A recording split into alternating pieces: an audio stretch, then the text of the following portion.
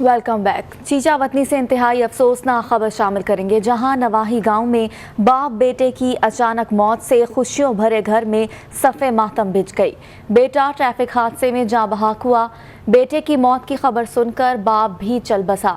20 साला नौजवान अबरार की ईद के बाद शादी थी। अबरार फैसलाबाद से ईद करने घर आ रहा था कि समंदरी रोड पर ट्रैफिक हादसे में जाँ बहक हो गया।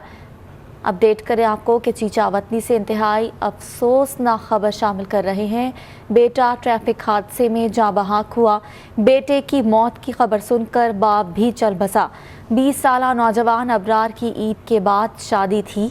अबरार फैसलाबाद से ईद करने घर आ रहा था कि समंदरी रोड पर ट्रैफिक हादसे में जाँ बहक हो गया।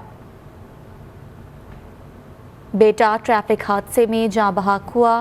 बेटे की मौत की खबर सुनकर बाप भी चल बसा। 20 साला नौजवान अबरार की ईद के बाद शादी थी। अबरार फैसलाबाद से ईद करने घर आ रहा था कि समंदरी रोड पर ट्रैफिक हादसे में जाँ बहक हो गया। इसी हवाले से मज़ीद तफसीलात जानते हैं नुमाइंदा PNN मियाँ रिजवान से। जी मियाँ रिजवान, बताइएगा इस अफसोसनाक वाक़े के हवाले से।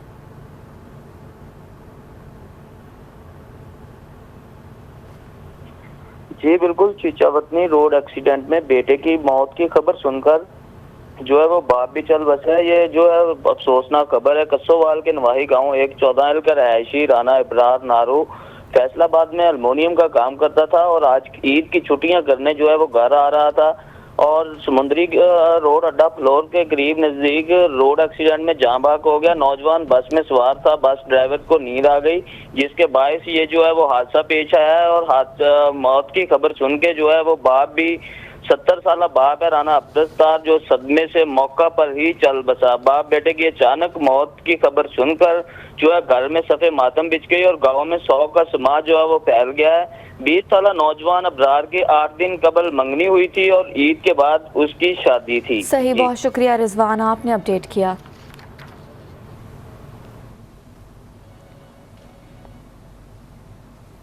और अब बात करेंगे कोरोना